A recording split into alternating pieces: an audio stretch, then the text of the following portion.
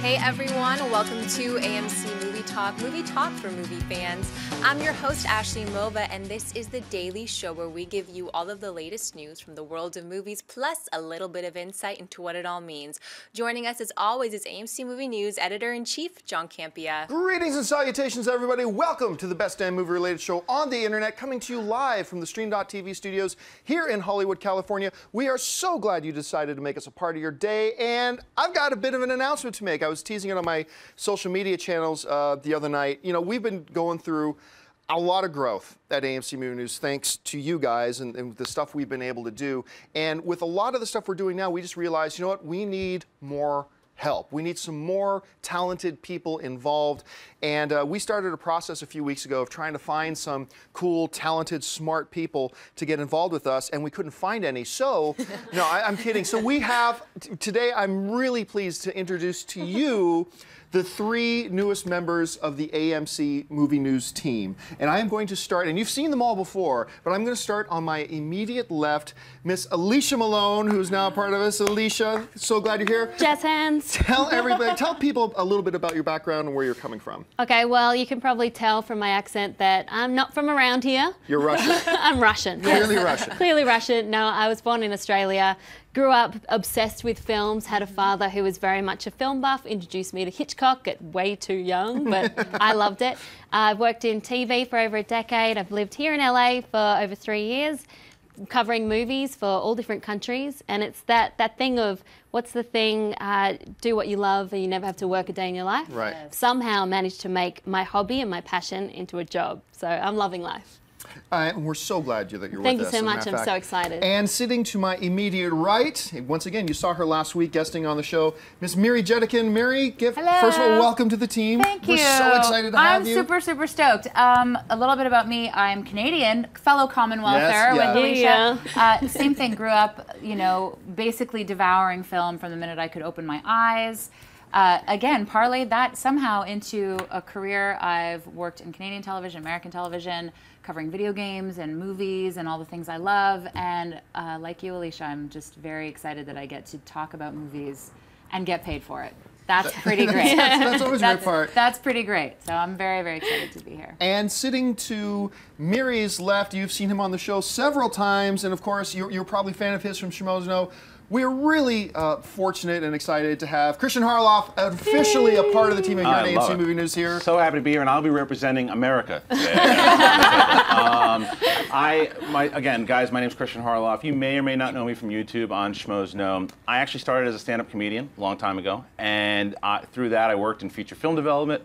Wanted to combine the two of them, so my buddy Mark Ellis and I started our own YouTube channel called Schmoes Know. We kind of built that up, have our own website, our own podcast, and we became the only YouTube movie reviewer certified on Rotten Tomatoes and accredited by the MPAA.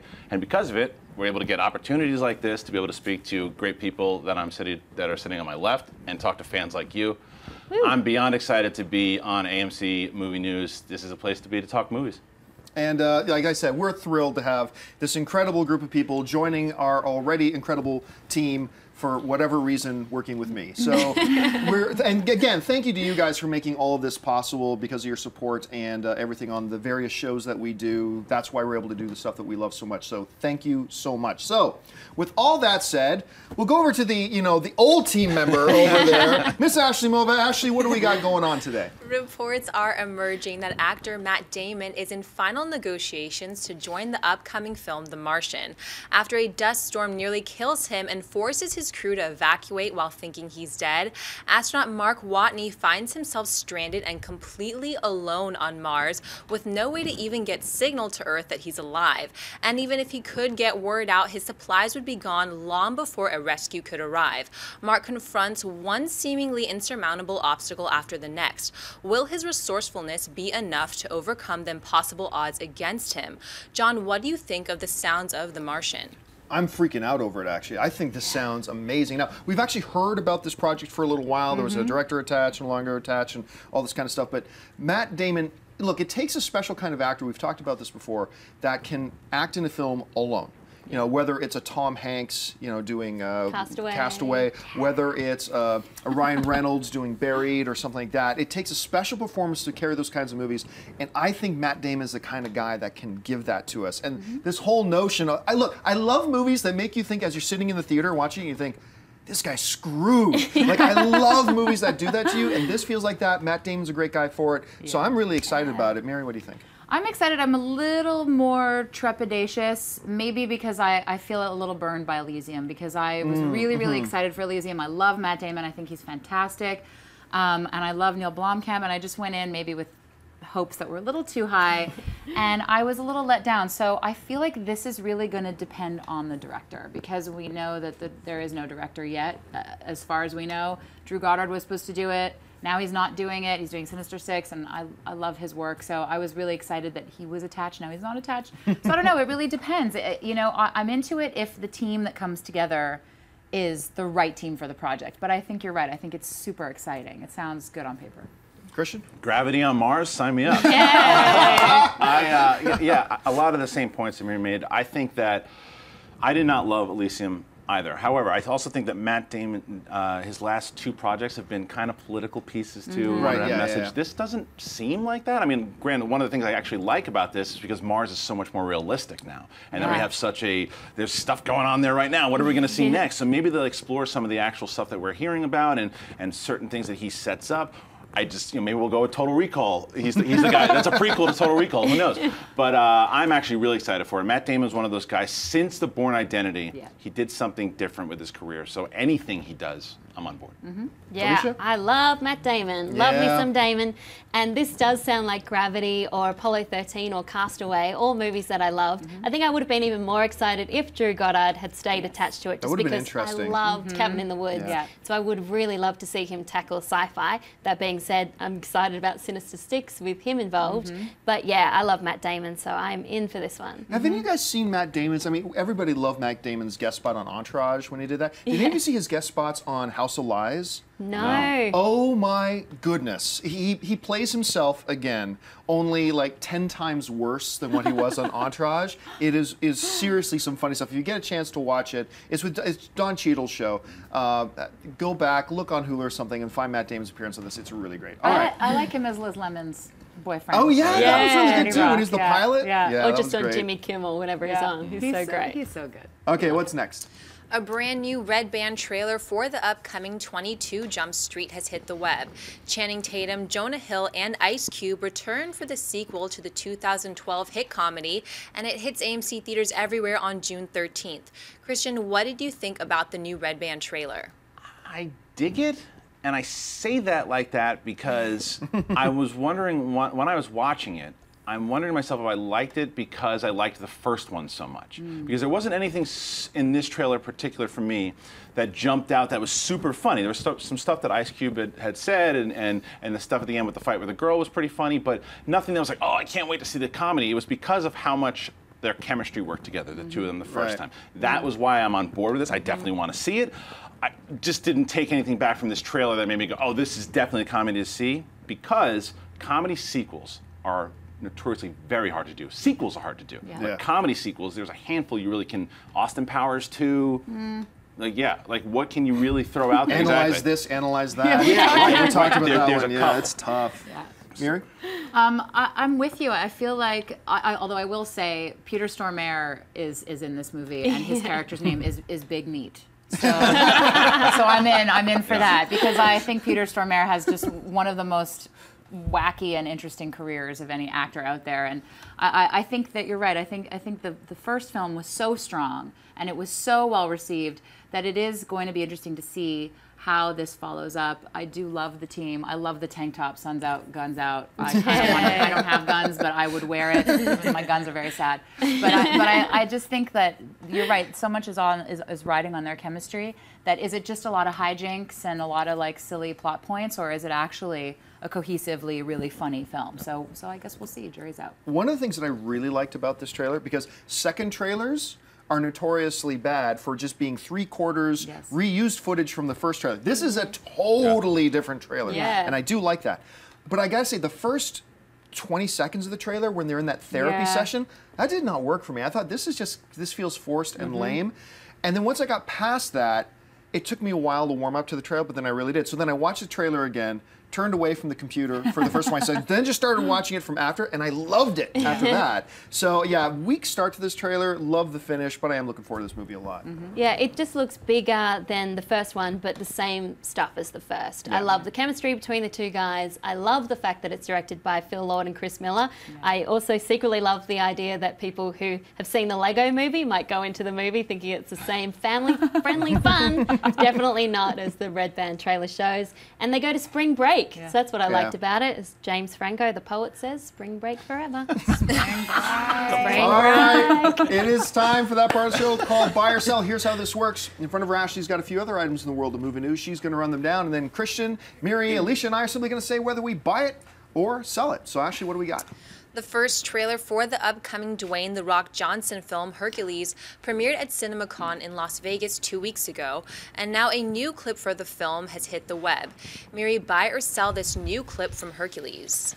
I feel like I'm going to have to very, very, very tentatively buy this. I would put it on layaway if I could. Because here's the thing. Okay, so you've got an amazing cast in this film. You've got Ian McShane and John Hurt. These are greats. And I love The Rock. I root for him.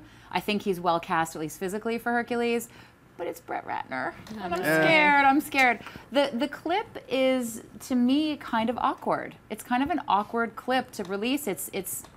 I found it to be kind of weird looking. The edit was a little strange. I don't know, maybe it was the camera angles. I love that he's wearing a dead lion on his head as much as I love lions.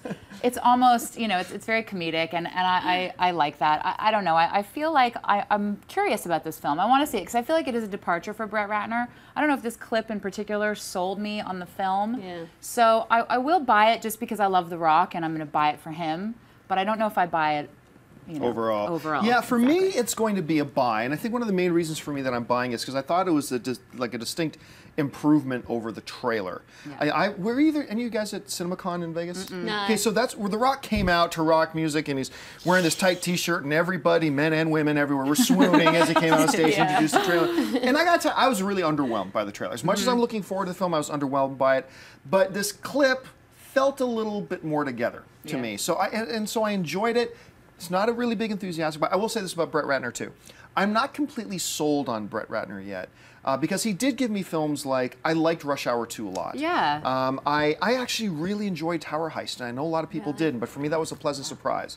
So I'm not willing to throw him completely overboard yet when it's a movie by him, but... It's just a departure though, isn't it, for him? It like is. To go into this realm, it's a big movie, it's a big budget. I mean, he did X-Men Last Stand, but we all try to forget that. I forgot about that one entirely. Exactly. I am also going to buy it because it's not Kellen Lutz's Hercules. That was a terrible experience. However, what The Rock does is he brings what everyone said here so far, this likability thing, and you root for him, but you also, when his career first started, you wanted him to do a role like this. He did Scorpion King or whatnot, but then he got into the Disney stuff for that contract, but he never had something like this. I agree with you in this clip, however, that there's a bit of the peekaboo moment, as where he's like, hey, are these guys, wow, I'm here. Like that part, you're like, okay, what's going on? Maybe the Brett Ratner. But I want to see where it goes, because I did like the trailer. I do like The Rock in this role, and I think this could be something special if we get past some of the silliness. Right. And with The Rock, you almost want a little bit of silliness. Sure. But I mean the overall tone of the film. Yeah, I agree. Like parts here and there, silliness, yeah, sure, you want fun. Yeah. But ridiculousness, let's put it this. Yeah, well, this clip looks a lot darker than the trailer does. It's a lot scarier, but I'm selling it. I'm not into this. It looks exactly like so many other sword and sandal and gladiator films we've seen before. As cool as The Rock does look, with a lion on his head and those flowing locks, which apparently took about 2 hours to put on top of his head, I'm still not interested. And Brett Ratner, meh, to me. All right, what's next? It was announced last year that Universal Pictures was planning on rebooting the 1994 Jean-Claude Van Damme film Timecop based on the Dark Horse comic. It looks like the project still has life, as reports have emerged that Journey to the Mysterious Island scribes Brian and Mark Gunn will provide the screenplay. Alicia, buy or sell the idea of a Timecop reboot? I am selling this because as much as I know they're trying to make a grittier version of it, and I'm sure the special effects would be a lot better and they could fix a lot of the logic holes of the first, I just think this is such a 90s film that deserves to stay where it is. I mean, Looper did the modern day time travel movie a lot better. And if this reboot doesn't have Jean-Claude Van Damme putting a boot into the face of someone wearing rollerblades, I'm not interested. I am, surprisingly enough, I'm going to buy this. But the reason I'm going to buy it is because of one word: dread. This feels a lot like, to me, what Dread did, because Dread was a film that when they were going to reboot it, I thought, that's a bad idea. This isn't going to work. And then it came out, and I loved the new Dread. But the one thing you pointed out, I think is really observant. That Timecop movie, I think, worked so well, loosely using the term worked, because of Jean-Claude Van Damme. It became a Van Damme film. So it'll be really interesting to see which way. I gotta admit, I've never read the comic version of it, so I don't know what the natural feel of the film is. So I'm not there on that. But I'm going to say, because of the success of Dread, I'm going to hold out hope for this. So I'm very hesitantly going to buy it, Mary. I'm with you. I actually thought about Dread too when I was reading this news about Timecop, and I do feel like you're right. This is a '90s movie, and it is very much a Jean-Claude Van Damme vehicle. I have nostalgia for it because it came, it's like a coming-of-age movie. It came out when I was a teenager, and I look at it with fondness, even though it's really not a great film. Let's be honest. I am curious to see how they're going to take this and modernize it, and who they're going to attach, and what kind of team. Again, it's the team. Who are they going to build around this? Christian, you bite your tongue. It is a great movie. I am also going to buy it. I'm buying it more or less on what I think they can do with the premise of the film. I'm buying it for, hopefully we're going to see splits in the kitchen and mullets. No, because I agree with you. When you think of Timecop, you automatically think of Jean-Claude Van Damme. You think of a '90s film. But I think that you have to hold in the fact that this movie, the ultimate premise of this film, it's pretty cool. Everything, and what they could do. What I'm hesitant about is when they say, the guys who brought you Journey 2. It's like, let's we haven't really talked about that, have we? Let's not bring that up right away. Let's just say these two writers have a very interesting take on it. Then I'm going to go, now it's darker, because, and I don't want to hold that against them, because because the same thing goes, look at the Russo brothers, who did comedy, and look what they did with Captain America. So I don't want to hold them on that, but so I am buying it because I want to see who they cast in it. I want to see what the take is, so I'm on board. All right, what's next? The Amazing Spider-Man 2's online website for the Daily Bugle has released another story hinting at the future involvement of Venom and Carnage. The article, written by Eddie Brock, details the recent recapture of Cletus Killer Cassidy by the authorities. The Daily Bugle is the fictitious newspaper where Peter Parker and Eddie Brock work. John, buy or sell that this article is hinting at the future involvement of Venom and Carnage. I'm going to buy it. Now, I don't necessarily think that everything in this fake Daily Bugle Tumblr blog, which is really fun to read, by the way, you should check it out. I don't believe everything that's in it is necessarily going to be considered canon for the Spider-Man universe, but we know a Venom movie's coming. And, well, who's Venom going to... Venom's not going to fight Spider-Man, because that would just be the Spider-Man 4 film. Well, the natural extension of that is going to be Carnage. Why not? Carnage. So, that has a lot of people speculating, well, then we're probably going to see Venom pop up, because we don't want to introduce Venom and introduce Carnage in the same film. So we're probably going to see Venom introduced either in The Amazing Spider-Man 3 or maybe even some hints in this coming movie. I don't know how they're going to squeeze in more stuff, but I completely buy that. I think we're going to see Carnage in the Venom movie. Anyway, Christian, what do you think? I'm selling it.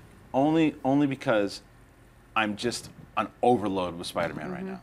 There's all these different trailers that are coming out, and the movie hasn't even come out yet. I don't know if the second one's good. It could be amazing, and I could want this universe to continue on. What if the second one stinks? What if it does? Then your expectations of whether or not Venom or whoever's in it, you're going to be like, they're going to ruin them too. But again, I have high hopes for the second one. I hope it's going to be really good. But that's why I'm just selling this particular story, because, they're going to throw everything in the kitchen sink. Look, guess who you're going to get next?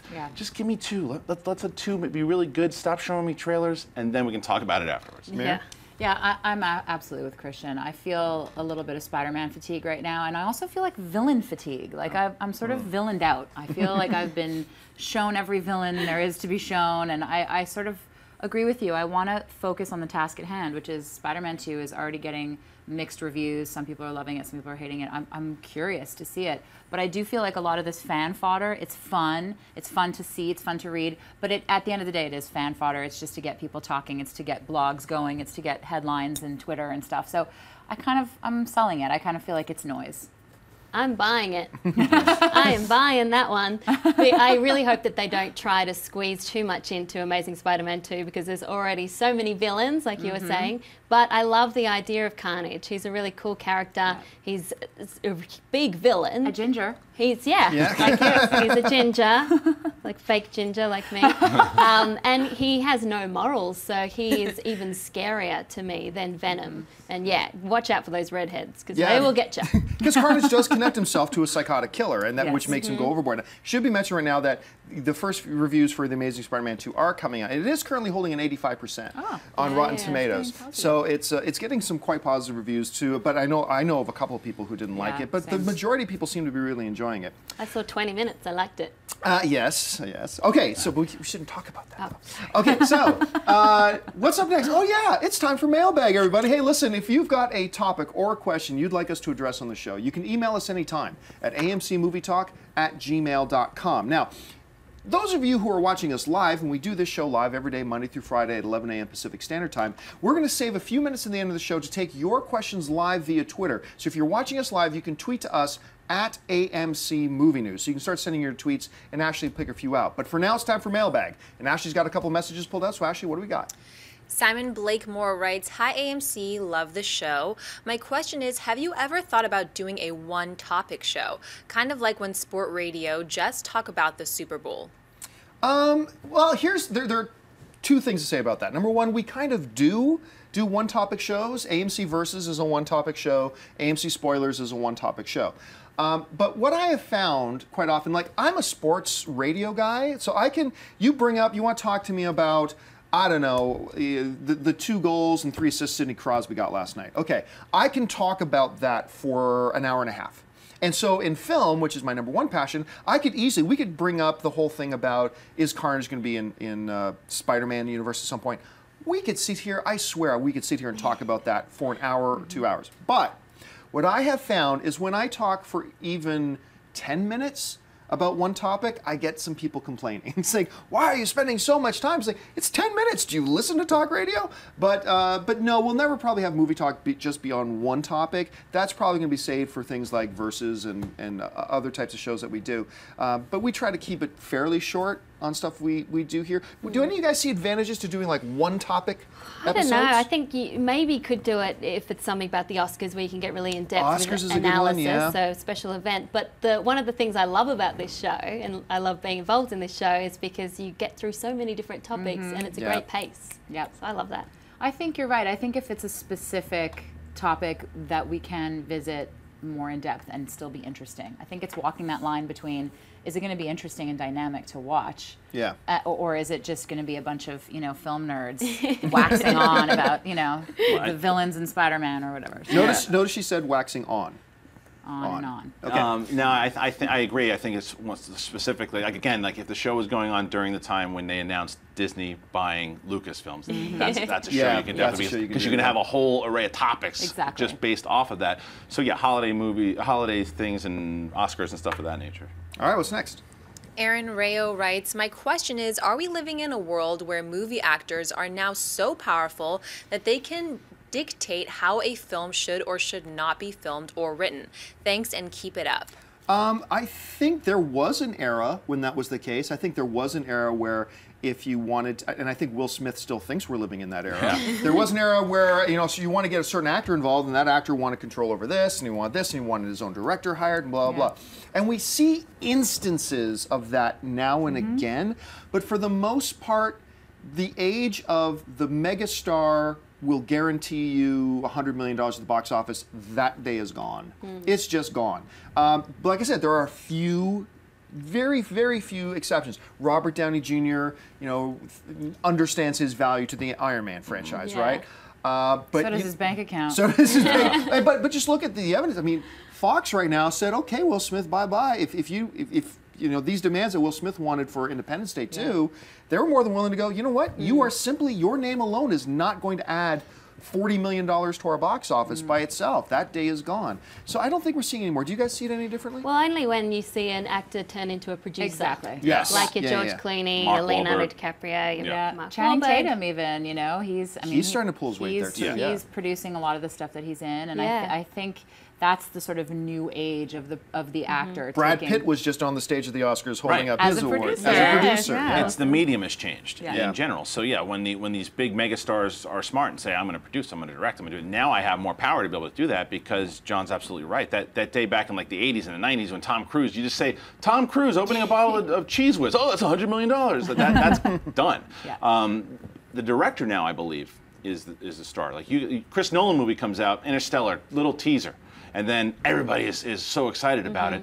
It's 30 seconds of a wheat field, Right. but it's Christopher Nolan, so everybody freaks so out. guys like that, and there are other people like Matthew Vaughn starting to get that, and Bryan Singer, people of that nature, they have more power than the megastar does because they're the creative dictators. And quite frankly, that's kind of the way it should be because directors have far more influence over whether a movie's good or not than an actor does. Right, and they put the people, they have a big part, depending on the director, who are in those roles to be in the movie, to make them megastars. I think there's also social media that has to be considered. We're in such a different age now where information about movies is being exchanged so differently. Look at this show, for example. There's just so many ways we're getting information about film. People know more about film, I think, than they ever did back in the golden age of cinema. When people we used to know go the to the writers. theater, and everybody knows about the production process and directors and writers, and so I do think that it's saturating a little bit the influence. Agreed. All right, folks, well, we said we leave a couple of minutes at the end for live Twitter questions, and we have. So, once again, if you want to get a question on, fire it in really quick because we only got a few minutes, and tweet us at AMC Movie News. Ashley is our gatekeeper. She's the one picking out what gets asked. So, Ashley, what are people asking? Adam Rodriguez writes, who do you guys think would be a good replacement for Cap, Thor, Iron Man, or Bruce if something were to happen? Ooh. Oh. Great question. Oh, wow. Well, isn't that kind of going to happen maybe with Sebastian Stan, I Winter don't Soldier think so. taking over? I don't think so. Because he's got a 9-picture deal. Yeah. And I know, Chris but has I got bring a this 6. I bring this up all the time. I had this debate with a friend of mine the other day. Everybody heard Sebastian Stan's getting a 9-picture deal. Therefore, the assumption was that Captain America is going to follow Like what in the happens in the comic, comic books, that at some point, for a period of time, Bucky Barnes becomes Captain America for a while. But I don't believe that's the case here because I don't think they want to move on without Chris Evans. Chris Evans is still really young. He's very popular in the role. Yes, he said he was going to take a break from acting, but a break, I think Marvel is getting ready to take a break from Captain America anyway. They got a lot of other characters to get to. I think we'll see him back. But with the 9-picture deal, remember right now, we just mentioned Robert Downey Jr., right? Marvel never wants to ever have to deal with what they just had to deal with Robert Downey Jr. again. When they sign anybody now, like Paul Rudd, I believe was a minimum 7-film deal. Does that mean they plan? Yeah. Does that mean they plan on doing 7 films with him? Not necessarily. But they want to have that actor locked in so they can have the flexibility to do whatever they want with him in the future. Maybe that'll be more Captain America. Maybe it won't be. But I don't think it's indicative of anything. Do you guys see it either way? No, I agree with you. I think that out of all, in regards to the question as far as the only one that we can see getting recast, I think, is Downey because, look, they said they're going to make movies until 2025 or whatever it is. Well, they have it 2028, whatever. They have it planned out. Downey is going to be in his 60s or something by that point. So eventually you have to recast him or, there's a new Iron Man, but I think he's the one that will probably be recast. I just don't know who they would do. I agree, but this kind of came up, almost a year ago when the whole will he resign for the 2 extra films or not came up. There were a lot of interesting names that came up. I mean, one really good one that caught me off guard when I heard it at first, but the more I think about it, he would make a pretty damn good Tony Stark. Leo DiCaprio. I think DiCaprio would make a very interesting Playboy Tony Stark because Tony Stark is also It's like one the of these. Howard Hughes type situation. And he doesn't have to be in Chris Hemsworth or Chris Evans' body shape to be Tony Stark because he's wearing Iron Man. I think that he's got the moxie, if you will, but he doesn't. He's one of those guys, and I love Leonardo DiCaprio. Wolf of Wall Street was my favorite movie last year. But when you see, besides that Jordan Belfort role, when you see Leonardo DiCaprio on film, you go, hey, look, it's Leonardo DiCaprio. And I think what they're going to want to do, I think that the answer to all those questions is they're going to put in up-and-coming new people because you don't need them to carry the film. Going off the conversation we just had about megastars, Marvel completed brand. Downey wasn't a super megastar when he was in Chris Iron Man. Hemsworth. Right. was unknown. Who's that? Chris right. Evans. Chris wasn't Evans known was for Johnny that role. Torch or whatever. So I think it's going to be an unknown they pop in there. I love Leonardo DiCaprio. I just think that they want to put to the side, you know, okay, that's the megastar. Interesting that they cast Paul Rudd. Yeah. Who's you not wouldn't an expect unknown that. I right love now. that I casting love that choice. casting too, very I'm much. so all over that casting And choice. you know what? There's a third Hemsworth brother. There Oh, is, God. there is a Spare third parts. Hemsworth. Yeah, It's that- like the no. Wahlbergs. Like they just Yeah. keep coming. There's like how many Hemsworths? I think there's just 3 of them. Okay, Yeah, but there's he's just like three. Roger Clinton. Yeah. What was Stallone's brother's name? Frank. Frank Frank Stallone. He's the Stallone. Frank He's Stallone of the the family. best. All right, what's next? Rooney writes, question, have you ever watched a movie scene that made you totally geek out? If so, what was it? I think there are a lot of movie scenes that most of them revolve around the Star Wars universe. Yeah. But I'm Yes. trying to think of some that. For me, it's well, Darth Vader revealing his true identity to his Too soon.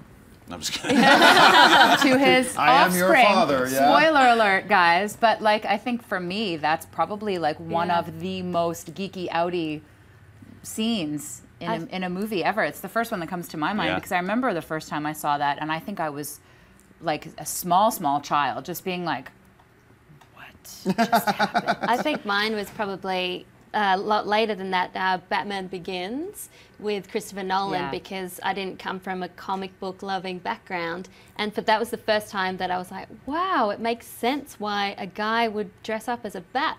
And now it makes sense why villains would dress up as well. And everything just fell into place. I mean, apart from watching Hitchcock when I was young and all that kind of stuff. For me, it outside of the Star Wars universe, it would have to come right around the time in Iron Man 1, when in the post-credit scene, Nick Fury shows up and says, "We're doing this, the Avengers Initiative." That to me was a pretty big geek out moment. I was gonna go Star Wars as well too, but I'm gonna go with the Dark Knight. Like the first time because there was all these rumors about like how's Heath Ledger gonna do, and then you see him and you go, "That's Killing Joker."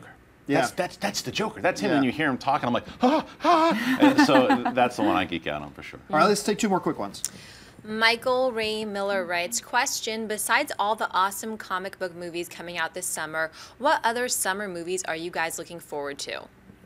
Well, one that I'm really looking forward to, which is coming up now, I think in just 2 weeks, is Transcendence. I am really stoked for Transcendence. It kind of falls in the same genre of the comic book movies, but I gotta admit, I'm really looking forward to Transformers. I am. I mean, I hated Transformers 2. I hated Transformers 3. For whatever reason, they have seduced me with sweet nothings whispered in my ears and giant explosions. So I'm kind of looking forward to that too, but Transcendence is big there for me. Apes on Horses. Apes on Horses. I cannot wait for Dawn of the Planet of the Apes. That looks awesome. I loved the first one that came out in 2011. Everything I've seen so far, I don't want to see anything else. I'm there.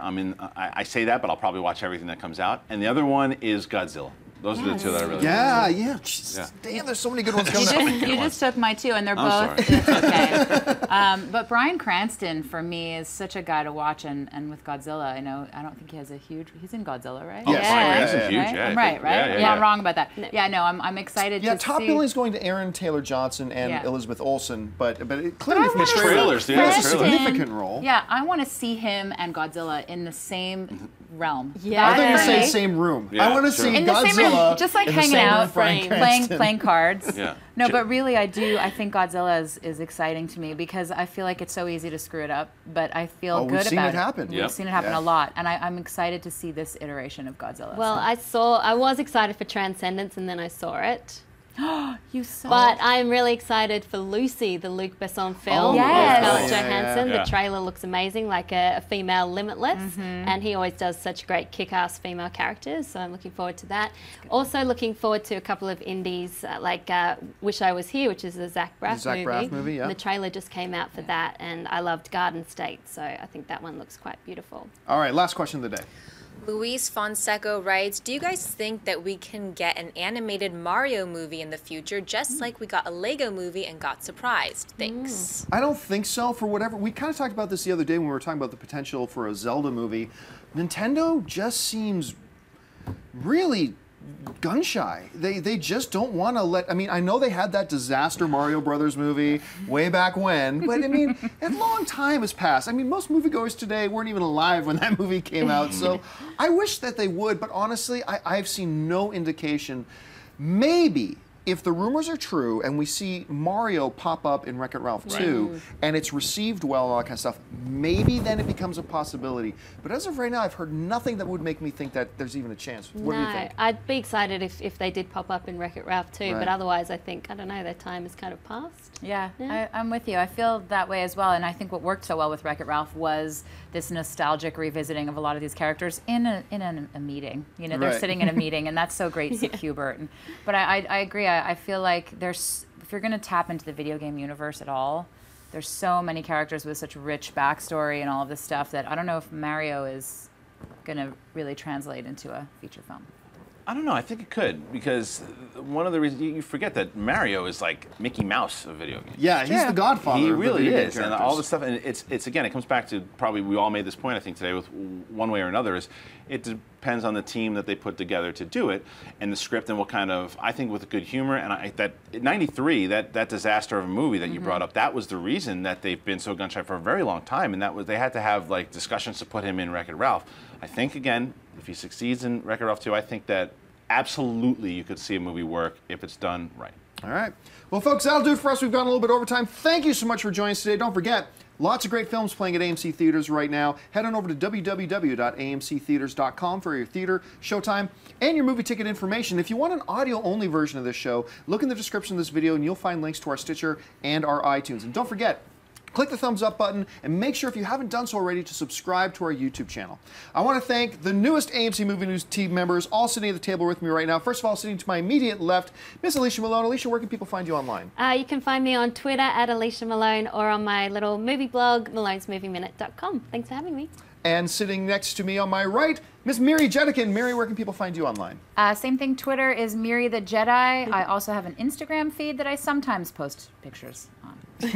And beside her, Mr. Christian Harloff. Christian, where can people find you online? Right here on YouTube. If you guys go to my YouTube channel, Schmoes Know, subscribe. Let me know that you found me from AMC Movie News, and let's talk about movies.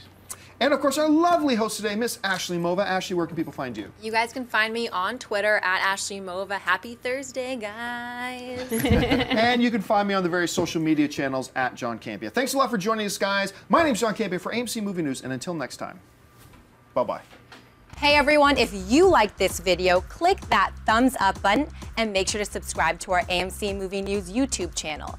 It's free and helps you stay up to date with all the latest movie news, as well as our daily AMC Movie Talk show. Also, make sure that you follow us on Facebook and Twitter to stay up to date with all of our special promotions, contests, and prize giveaways.